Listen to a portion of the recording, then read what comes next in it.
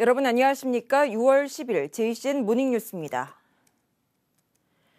김두겸 울산시장 당선인의 민선 8기 인수위원회 구성이 완료됐습니다. 인수위 12명, 자문위원단 75명 등 90여 명으로 오는 13일부터 38일간 운영됩니다. 보도에 김영환 기자입니다.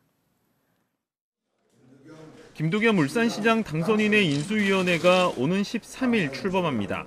민선 8기 인수위원회는 인수위와 자문위원단, 시정미래기획단 등 3개 파트로 구성됩니다. 인수위는 안효대 윤두한 전 국회의원과 임상진 전 상수도사업본부장 등 12명으로 구성됐습니다. 인수위는 김두겸 당선인의 공약 이행계획 수립과 민선 7기 주요 사업 검토, 민선 8기 비전 설정 등에 나서게 됩니다. 과거에 당당했던 울산의 모습을 되찾아야 한다고 생각합니다. 그래서 새로 만드는 위대한 울산을 비전을 정했다는 말씀을 드리고요. 자문위원단은 차이완 울산상의 부회장과 김병수 사회복지협회장 등 각계각층 대표자 75명으로 구성됐습니다.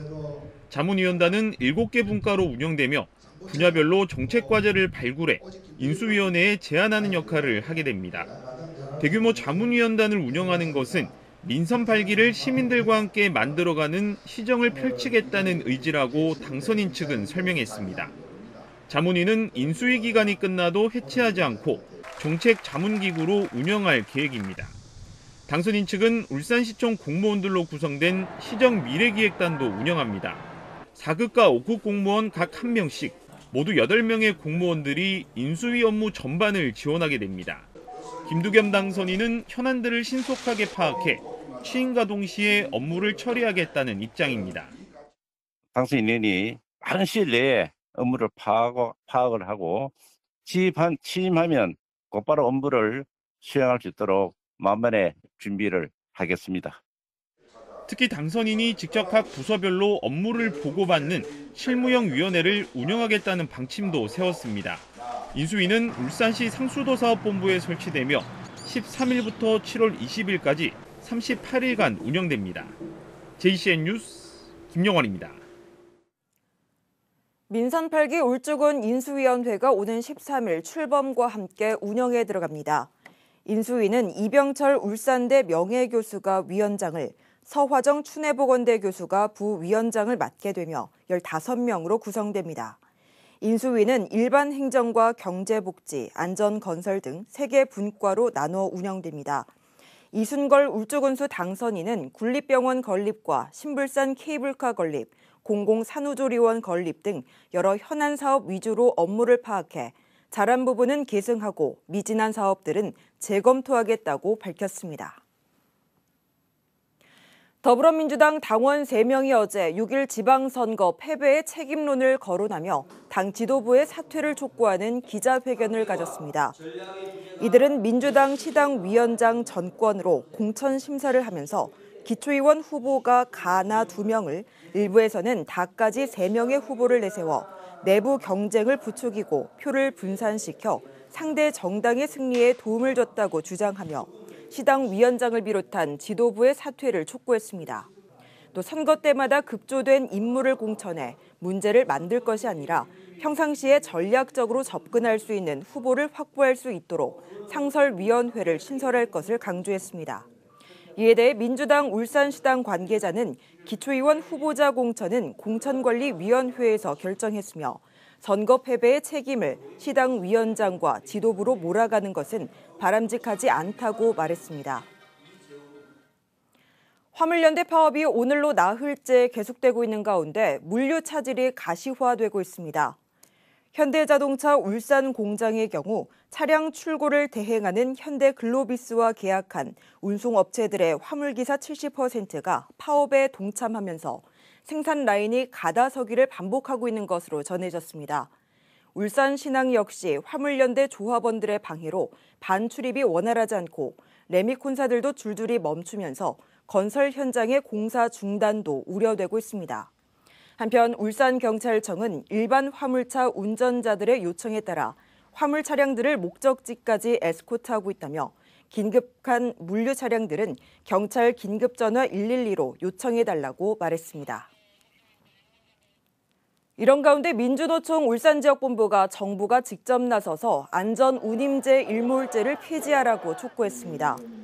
이들은 어제 울산시청 앞에서 기자회견을 열고 지난 2년간 안전운임제 시행으로 화물업계의 잘못된 관행과 노동자들의 열악한 근무 환경이 개선되는 효과가 있었다며 안전운임제 일몰제를 폐지하고 적용을 확대하는 것만이 물류 대란을 멈출 수 있다고 말했습니다. 또 정부가 총파업의 책임을 화물 노동자에게 전가하며 엄정 대처와 무관용 원칙을 운운하는 대신 시민들의 생존과 안전을 위해서라도 해결에 적극 나설 것을 요구했습니다. 거래 절벽이란 말이 나올 정도로 전국적으로 주택 거래 시장이 가라앉았는데 울산도 아파트 매물이 쌓이고 있습니다. 거래가 되지 않다 보니 1년이 넘도록 집을 팔지 못하고 있는 경우도 많다고 합니다. 구현희 기자가 보도합니다. 울산 남구의 한 대단지 아파트입니다. 2년 전 전용 면적 101제곱미터가 최고 14억 2천만 원에 거래됐지만 가장 최근 거래였던 지난 3월에는 2억 원가량 떨어진 가격에 거래됐습니다.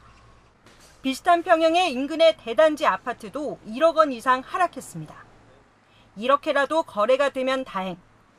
올해 들어 단 한 건의 매매 거래밖에 없었던 이 아파트 단지는 호가보다 2억 원을 내린 매물까지 등장했지만 사겠다는 사람이 없습니다. 전화 한 통 없어요. 꼼짝도 안 하고 있죠. 많이 쌓여 있죠. 9일 현재 울산의 아파트 매물은 15,200여 건으로 1년 전보다 20%가량 늘었습니다. 하지만 매수자가 많지 않다 보니 1년 넘도록 집을 팔지 못하는 일도 허다합니다. 가격을 낮춰서 내놔도 거래가 되지 않는 겁니다. 이런 현상은 조정 대상 지역인 중구와 남구뿐 아니라 울산의 다른 지역도 마찬가지. 대출 규제와 금리 인상 부담감에 현재 집값이 고점이라는 인식과 새 정부의 부동산 규제 완화에 대한 기대감이 더해지면서 관망세가 길어지고 있다는 분석이 나옵니다. 집값이 떨어질 거라 생각하고 집을 살려는 사람들이 쉽게 물건을 안 산다는 거지. 조정이 풀리더라도 이 고금리에 예전에 같은 분위기는 안 될 것 같고요. 앞으로 쏟아질 아파트 입주 물량도 기존 아파트 거래에는 걸림돌입니다. 울산에서는 올해 하반기에만 1,700여 세대가 입주하게 되고 앞으로 4년간 입주 물량만 13,700여 세대에 달합니다. 여기에 추가 금리 인상 가능성까지 나오고 있어 주택시장 정체는 당분간 이어질 것으로 보입니다. JCN 뉴스 구현입니다. 울산 지역 아파트의 경매 낙찰가율이 지난 1월 이후 넉 달 만에 하락세로 전환했습니다.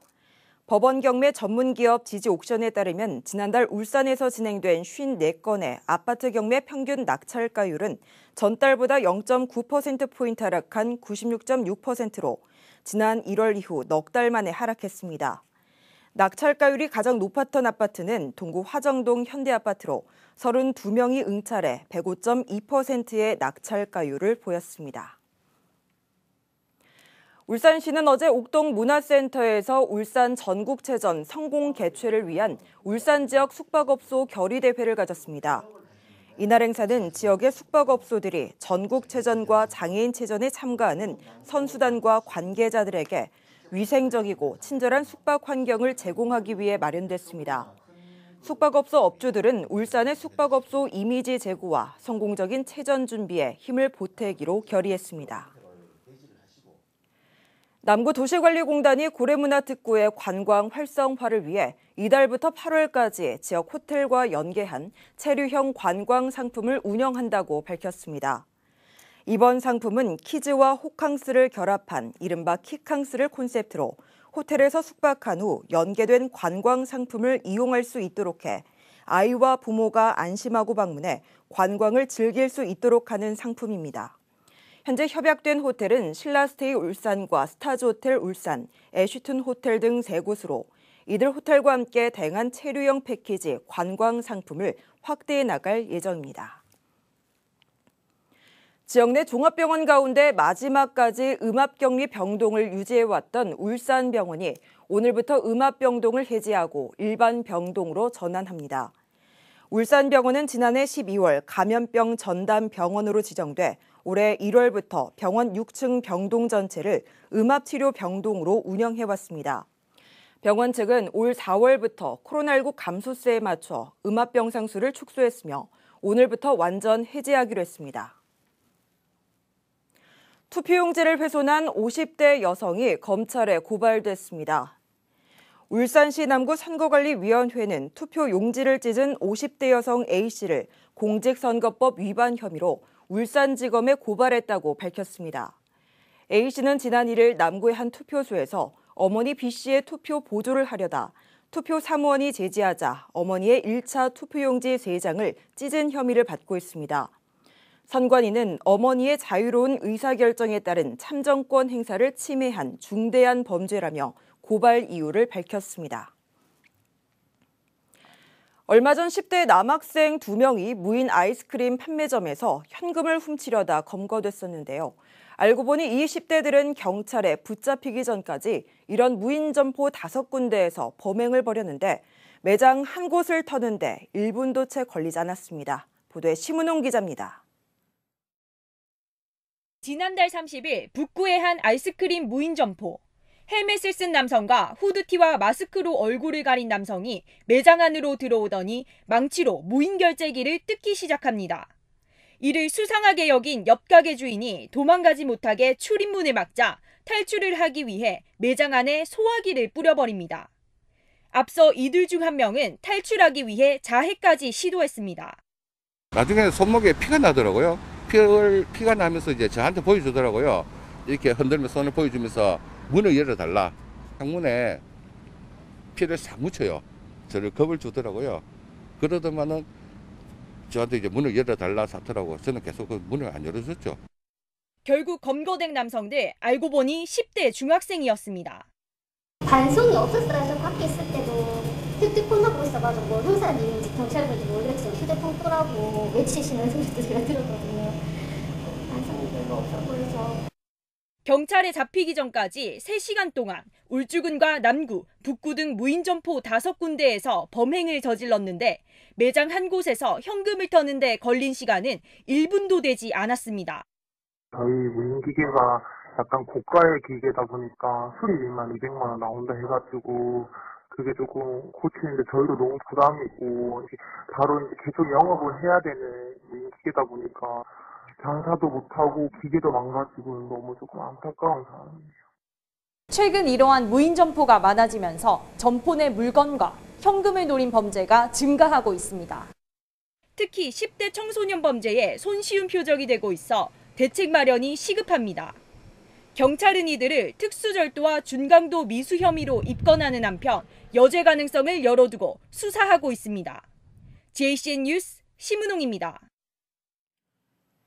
울산시 교육청은 2012년도 제2회 초중고 졸업 학력 검정고시를 오는 8월 11일에 시행하기로 했습니다. 이에 따라 응시원서 교부와 현장 접수는 오는 20일부터 24일까지 시교육청 지하 1층 고사관리실에서 실시되며 응시자 편의를 위해 나이스 검정고시 서비스를 통해 온라인으로도 접수 가능합니다. 시험은 8월 11일 치러지며 시험 장소와 응시자 유의사항은 다음 달 29일 울산시 교육청 누리집을 통해 공고할 예정입니다. 유니스트가 영국의 대학 평가기관 QS의 2023 세계대학 평가에서 국내 8위, 세계 197위에 올랐습니다. 유니스트는 이번 평가에서 교수 1인당 피인용 부분에서 99.9점을 받았으며 다른 지표에서도 전반적인 상승세를 보여 세계 200위 안에 이름을 올렸습니다. 유니스트는 지난해 처음 QS 세계대학 평가에 참여해 1년 만에 200인의 진입을 비롯해 지난 1일에 발표된 2022 THE 아시아대학 순위에서도 20위에 올랐습니다. 그런가 하면 이번 평가에서 울산대학교는 국내 22위, 세계 560일에서 570위권에 올랐습니다. 울산대학교의 이번 평가는 비수도권 사립대학 가운데 1위에 해당해 지방대학 가운데 상위권을 차지했습니다. 후원금을 내면 대기업 취업에 도움을 줄 수 있다고 학부모를 속여 수천만 원을 챙긴 학원장에게 징역형의 집행유예가 선고됐습니다. 울산지법 황인하 판사는 사기 혐의 등으로 기소된 30대 A씨에게 징역 10개월의 집행유예 2년을 선고했습니다. 학원장인 A씨는 학부모인 B씨에게 가족이 회장으로 있는 병원재단에 후원금을 내면 장학금을 지급하고 대기업 취업에도 도움을 줄 수 있다고 속여 4천여만 원을 챙기고 가짜 기부금 확인서를 건네는 등 사문서를 위조한 혐의를 받고 있습니다. JCN 모닝뉴스를 마칩니다. 함께해 주신 여러분 고맙습니다.